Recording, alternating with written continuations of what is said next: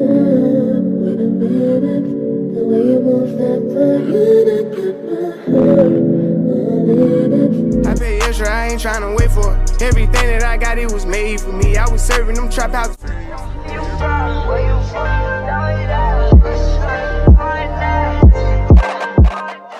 Alright y'all, welcome back to my motherfucking channel. Okay, period. It's your girl Lord Ashley, and today I'm going to be teaching y'all how to hand sew. Before we even get into this video, y'all need to make sure you join the motherfucking gang.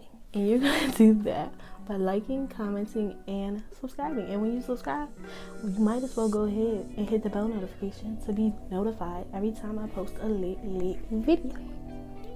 Okay, so y'all, today I'm trying a natural beat, so if I look kind of weird, I don't have my 25s on. I don't have my 25mm lashes. So this is like some old lashes I had from like 3 years ago before I really started wearing long lashes. And it's like, how did I ever wear these? So make sure y'all go upgrade yourself like I upgrade myself, because my 25s make me look like a whole new person. So make sure y'all go shop www.allbarbsdeal.com to upgrade your look, boo, because this, I can't believe it. I'm still cute, but I look different. Anyway, let's get into this video. First thing I want to say is excuse this dirty table. This is what I use to do my makeup, and as y'all know, sometimes makeup stains white things or anything like it. Is whatever color thread you want to use, scissors to cut your thread, pins, this is not mandatory but suggested, your sewing needle, of course. I can't decide if I want this to be a voiceover or like a talk through. I like talk throughs better because then I don't have to like listen to my voice 1,000 times and edit it. Just let me know below which ones y'all like better, because I do like doing DIYs, so there is going to definitely be more tutorials, so just let me know, of course. Okay, so the first thing you're going to need to do is thread your needle, of course. I know this is going to be hard to see, but just thread your needle. If you don't know how to thread your needle, then baby, oh my gosh. So basically what you're going to do is wet the end of your thread. I'm not going to put my face in camera because it will just mess the whole setup up. But what you're going to want to do is wet the end of your thread with your mouth or water, but everybody uses their mouth, let's be honest. But Corona, you might not want to do that. Wet the end of your thread, and there's a little hole in the needle. I'm sure everybody has seen this needle, but if not, there's a hole in your needle. You just put your string through the needle, through the hole. Put your string through the hole. Okay, when you wet it, you should see it poke out on the other side, and you just want to pull it through long enough for you to be able to pull it. I chose this terrible color, guys, but for the fabric it's gonna match, and I actually want to wear these. Maybe that was a little selfish of me, I'm sorry. So this is the string. You're gonna want to grab both ends of your string. After you pulled it through a certain amount of length, I think this will be long enough. This is about the length of my arm, how long the string is. And you're gonna wanna, first of all, you're gonna make sure they're like the same length, or one can be a little longer but not like too crazy. And you're gonna tie a knot with them together. I like to tie mine twice just to make sure they're really together, but of course you don't have to. And then I tie it over top of the same knot a few times just to make sure it doesn't come out, because sometimes, depending on the fabric, if the knot is too small, it can still slip through the fabric. So I actually just popped my string. This is not the best kind of string, honestly. It's very thin string. So 3 knots in your thread. I like to cut off the little loop that I created. And just leave a little extra string close to the knot. It should look something like this, your knot. Okay, and for people who are a little more advanced, I'm sorry, like I'm explaining everything, but okay. So I have this plain gray t-shirt, long sleeve from Walmart. It was actually on sale for $1, so that's exciting. And then I have these little $5 leggings from Forever 21. They're both like the heather gray color. So yes, I'm gonna cut the strings off. So this tutorial is actually only $6. That's pretty amazing. And I'm sure, well, not everybody, but a lot of people probably already have the little hotel sewing kits in your house, and you can just really use any color. If you use this technique, it really shouldn't, the color of the thread should not be visible, so you can really use any color. But just because I know I'm a messy sewer, I like to use color that is closest to my fabric, so that even if it shows, it doesn't look crazy. That's personal, but you can honestly get away with sewing with any color if you sew good. So what I'm gonna do is I'm gonna cut the sleeves off, the whole entire sleeve.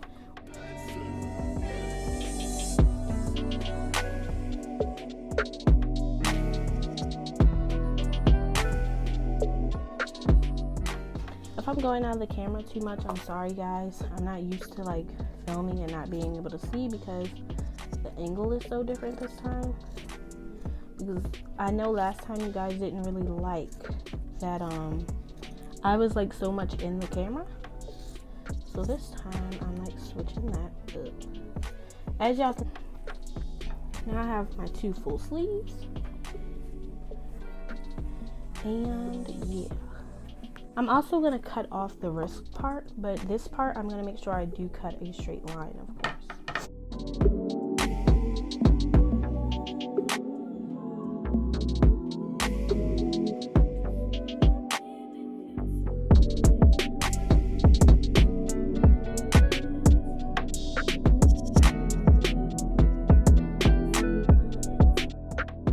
Arm part right here, I'm going to try to be able to see that.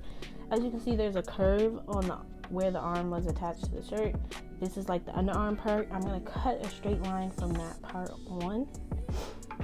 And that's going to be how long our stack pants leg is. So this stack pants is going to be pretty long.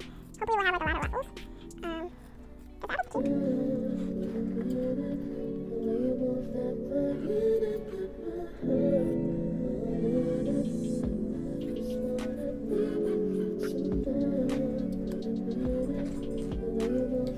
Okay, now that we have both of our sleeves cut correctly and how we want them to be, we're going to take our leggings, we're going to put our arm in like this, and because these are the same on the inside and out, it really doesn't matter if I put it on the wrong way, but just to make sure, y'all's fabric might be different on the inside of the shirt than the outside, which is why with sack pants, like the actual sweatpants, you have to be careful because you could sew the fuzzy inside to like the outside part. So make sure y'all be careful with that. I'm gonna put the sleeve on, and then I'm gonna flip it from this side to flip it and make it inside out. And I did wear this shirt several times, so if it's dirty, hold on, oh, and make it inside out. And like I said before, I wore the shirt and pants several times. These are old things that I have. But I'm just like upcycling because I don't really want to wear those plain outfits anymore. So yes. You want the seams of both the shirt and the legging to be together. So I'm going to make sure I put the seam with the shirt and the legging together. And voila, you can take your arm out now and roll that over. Now this is the part where you can use pins. I actually really hate pins, but for the sake of the video, and I'm gonna really make sure that they are both lined up together all the way across. You want to make sure that the sweatshirt and the pants are always at the same point. No wrinkles, because when you sew over wrinkles, it messes up how it looks when you put it on, of course. So yeah, that's what makes it look like you bought these pants in a store. So make sure you like them. Sorry, I keep going out of the camera frame. It's like hard because I'm used to not really paying attention. Well, I'm actually not going to put my pins all the way across just because I honestly don't care about that. And now, I'm going to start sewing on the actual part of the sleeve where there's the seam. You guys can hopefully see the seam. I'm going to enter right there. Just because, why not? What a great place to start at, the seam. So you can make sure for sure those are going to be lined up. Because sometimes your stuff can still move. even when you've already started sewing, like the shirt can move. So I'm just gonna go ahead and start on the seam already. So I'm gonna make a loop, and every time I make a loop, you're gonna wait till it gets really, really small.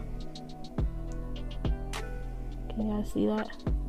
The loop gets small. I put my needle through that loop, and you pull it back through, and that creates like a little thing. And then you're gonna just repeat this step until you're done sewing your pants. And you can go back over certain areas, of course, if you feel like they're not sewn tight enough, whatever. And then you'll be done. Just repeat this all the way through, and that's it. It's really simple. I actually like hand sewing better because you can take the stitches out way better.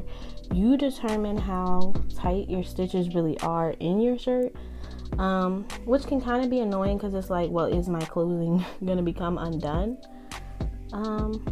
But if you do it right, it shouldn't. I remember when I was younger, I used to make jean skirts that stayed together from hand stitching. And yes, I was really that bitch back then. Like, I turned pants into a jean skirt. I should really make a video about that. Matter of fact, I am. So that's another technique I just did, actually.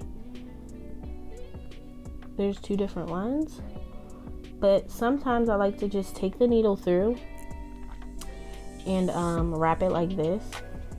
It's either way, it's the same thing. You're creating a loop around your thread, which creates a little knot vibe. And yeah, so you're just gonna repeat this all the way through.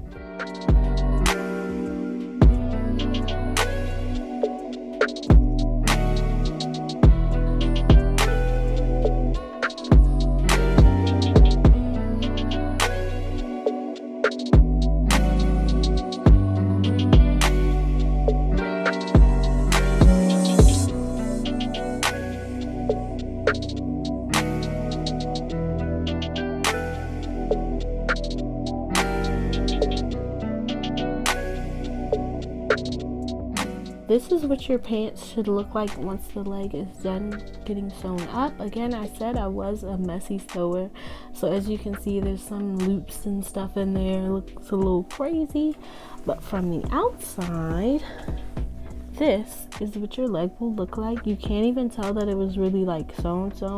You don't see any of the sewing that you just did to stitch it together, so that's amazing. Like, it really looks really good. It looks like you did it with a sewing machine.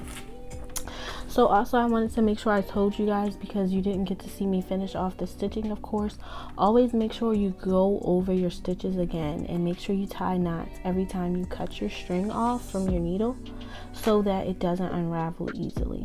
And I would say go over these leggings 2 times. It shouldn't take up that much thread, so just make sure you go over your stitchings twice. And that's all I have to show for today.